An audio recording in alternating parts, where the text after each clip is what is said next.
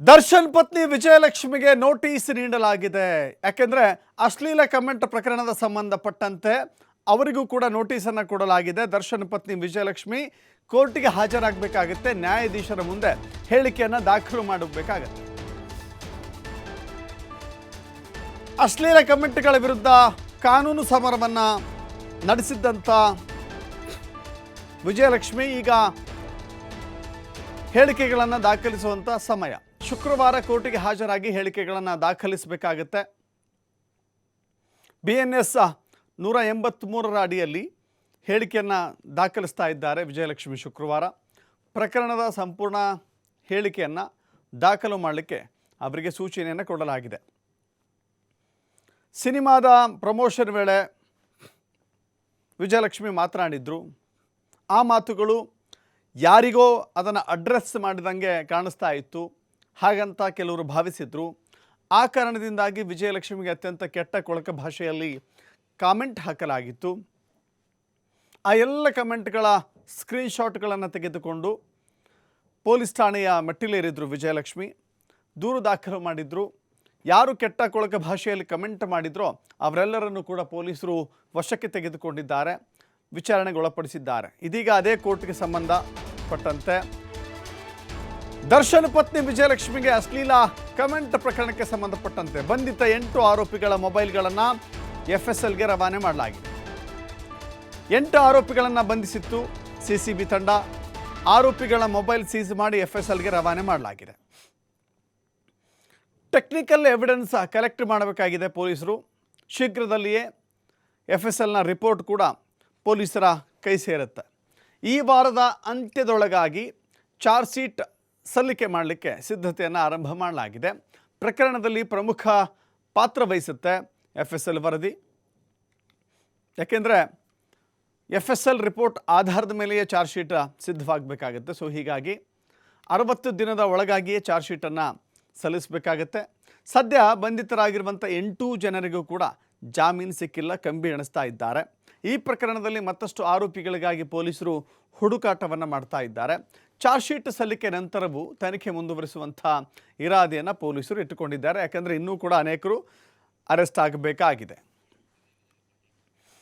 ಮತ್ತಷ್ಟು ಮಾಹಿತಿ ನಮ್ಮ ಪ್ರತಿನಿಧಿ ಸಂತೋಷ್ ಪಟೇಲ್ ನೀಡ್ತಾರೆ. ನೇರ ಸಂಪರ್ಕದಲ್ಲಿ ಜಾಯ್ನ್ ಆಗಿದ್ದಾರೆ. ಸಂತೋಷ್, ಗಮನಿಸ್ತಾ ಇದ್ದೀವಿ ಅಶ್ಲೀಲ ಕಮೆಂಟ್ಗಳು ಯಾರನ್ನೂ ಕೂಡ ಬಿಟ್ಟಿಲ್ಲ. ಅದು ಸೆಲೆಬ್ರಿಟಿ ಆಗಿರ್ಬೋದು, ರಾಜಕಾರಣಿಯೂ ಆಗಿರ್ಬೋದು, ಹೀಗೆ ಅನೇಕರು ಅದನ್ನು ನಿರ್ಲಕ್ಷ್ಯ ಮಾಡುವಂಥ ಕಾಲ ಇತ್ತು. ಈಗ ಯಾರು ಕೂಡ ನಿರ್ಲಕ್ಷ್ಯ ಮಾಡ್ತಾ ಇಲ್ಲ.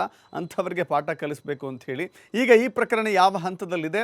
ಇನ್ನುಳಿದ ಆರೋಪಿಗಳು ಪತ್ತೆಯಾದ ನಂತರವೂ ಕೂಡ, ಯಾಕಂದರೆ ಇನ್ನೂ ಕೆಲವೇ ಆರೋಪಿಗಳು ಸಿಕ್ಕಿದ್ದಾರೆ, ಇನ್ನೂ ಹಲವಷ್ಟು ಆರೋಪಿಗಳು ಸಿಗಬೇಕಾಗಿದೆ. ಆ ನಿಟ್ಟಿನಲ್ಲಿ ಪೊಲೀಸರು ಯಾವ ಹೆಜ್ಜೆ ನೀಡ್ತಾ ಇದ್ದಾರೆ ಅಂತ?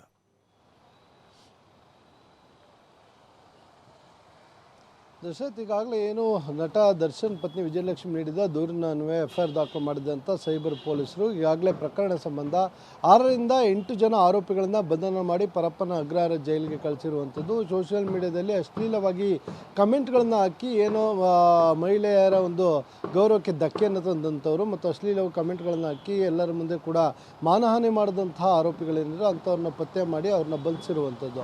ಸೊ ಸುಮಾರು 18 ಖಾತೆಗಳ ವಿರುದ್ಧ ಇವರು ದೂರುಗಳನ್ನು ಕೊಟ್ಟಿದ್ರು. 150ಕ್ಕೂ ಹೆಚ್ಚು ಸ್ಕ್ರೀನ್ಶಾಟ್ಗಳನ್ನು ತೆಗೆದುಕೊಂಡು ಕಂಪ್ಲೇಂಟ್ ಜೊತೆಗೆ ಉಲ್ಲೇಖವನ್ನು ಮಾಡಿದರು. ಯಾವ ರೀತಿಯಾಗಿ ಕೆಟ್ಟದಾಗಿ ಅಶ್ಲೀಲ ಪದಗಳನ್ನು ಬಳಸಿ ಇವರು ಕಮೆಂಟ್ಗಳನ್ನು ಹಾಕ್ತಾ ಇದ್ದಾರೆ ಅಂತೇಳಿ, ಮತ್ತು ಇದು ಎಂಥವರು ಕೂಡ ಮುಜುಗರಕ್ಕೆ ಈಡು ಮಾಡುವಂಥದ್ದು ಮತ್ತು ಅವರ ಗೌರವಕ್ಕೆ ಧಕ್ಕೆ ತರುವಂಥ ಕೆಲಸ. ಹೀಗಾಗಿ ಇಂಥವ್ರ ವಿರುದ್ಧ ಕಠಿಣ ಕಾನೂನು ಕ್ರಮವನ್ನು ತೆಗೆದುಕೊಳ್ಬೇಕು ಅಂತ ದೂರಿನಲ್ಲಿ ಮನವಿಯನ್ನು ಮಾಡಿಕೊಂಡ್ರು. ಅದರಂತೆ ಈಗಾಗಲೇ ಆರೋಪಿಗಳನ್ನು ಬಂಧಿಸಿರುವಂಥ ಪೊಲೀಸರು ಅವರ ಮೊಬೈಲ್ಗಳನ್ನು ತೆಗೆದುಕೊಂಡು FSLಗೆ ಕಳಿಸಿರುವಂಥದ್ದು. FSLನಲ್ಲಿ ಒಂದಿಷ್ಟು ರಿಟ್ರೀವ್ ಮಾಡಬೇಕಾಗಿದೆ. ಯಾವಾಗ ದೂರು ದಾಖಲಾಗುತ್ತೆ ಆರೋಪಿಗಳು ಅವೆಲ್ಲವನ್ನು ಕೂಡ ಡಿಲೀಟ್ ಮಾಡ್ಕೊಂಡಿದ್ರು. ಹೀಗಾಗಿ FSLಗೆ ಕಳಿಸಿದ್ರೆ ಅವೆಲ್ಲವನ್ನು ಕೂಡ ರಿಟ್ರೀವ್ ಮಾಡ್ತಾರೆ. ಅದ್ರ ಜೊತೆಗೆ ಇನ್ನೊಂದಿಷ್ಟು ಅಡಿಷ್ನಲ್ ಟೆಕ್ನಿಕಲ್ ಎವಿಡೆನ್ಸ್ಗಳು ಇದರಿಂದ ಸಿಗುತ್ತೆ. ಈ ಕಾರಣಕ್ಕಾಗಿ ಅವರು ಈಗಾಗಲೇ FSLಗೆ ಕಳಿಸಿರುವಂಥದ್ದು. ಒಂದು ವಾರದ ಅಂತ್ಯದ ಒಳಗೆ ಈ FSL ವರದಿ ಕೂಡ ಬರುವಂಥ ಸಾಧ್ಯತೆಗಳಿರುವಂಥದ್ದು. ಆ ವರದಿ ಬಂದ ಬೆನ್ನಲ್ಲೇ 8 ಜನರ ಏನು ಆರೋಪಿಗಳನ್ನು ಬಂಧನ ಮಾಡುತ್ತಾರೆ ಅವರ ವಿರುದ್ಧ ಚಾರ್ಜ್ ಶೀಟ್ ಸಲ್ಲಿಕೆ ಕೂಡ ಸಿದ್ಧತೆಯನ್ನು ಮಾಡ್ಕೊಂಡಿರುವಂಥದ್ದು. ಉಳಿದಂಥ ಆರೋಪಿಗಳು ಈಗ ಯಾವಾಗ ಕೆಲವರ ಬಂಧನ ಆಗುತ್ತೆ ಅಂತ ಗೊತ್ತಾಗುತ್ತೆ ತಕ್ಷಣ ಎಲ್ಲರೂ ಕೂಡ ತಮ್ಮ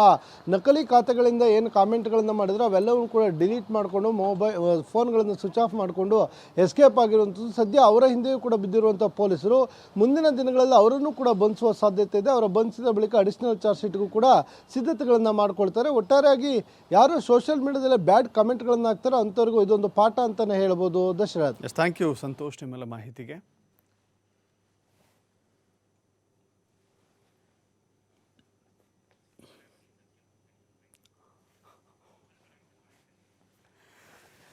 ಇದು ಖಂಡಿತವಾಗಿಯೂ ಕೂಡ ಪಾಠ. ಯಾಕಂತ ಹೇಳಿದ್ರೆ ಫೇಕ್ ಐ ಡಿಗಳನ್ನು ಬಳಸೋದು, ಫೇಕ್ ಐ ಡಿಗಳನ್ನು ಕ್ರಿಯೇಟ್ ಮಾಡೋದು, ಕಂಡ ಹೆಣ್ಣು ಮಕ್ಕಳಿಗೆ ಕೆಟ್ಟ ಕೊಳಕ ಭಾಷೆಯಲ್ಲಿ ಕಮೆಂಟ್ ಹಾಕೋದಿದೆಯಲ್ಲ, ಇದೊಂದು ದೊಡ್ಡ ರೋಗ.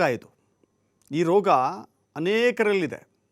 ಫೇಕ್ ಅಕೌಂಟ್ಗಳನ್ನು ಕ್ರಿಯೇಟ್ ಮಾಡಿ ಬ್ಯಾಡ್ ಕಮೆಂಟ್ ಮಾಡುವಂಥವ್ರಿಗೆ ಪಾಠ ಆಗಬೇಕು ಅಂತ ಹೇಳಿದ್ರೆ ಈ ತನಿಖೆ ಒಂದು ತಾರ್ಕಿಕ ಹಂತಕ್ಕೆ ಬರಬೇಕಾಗಿದೆ.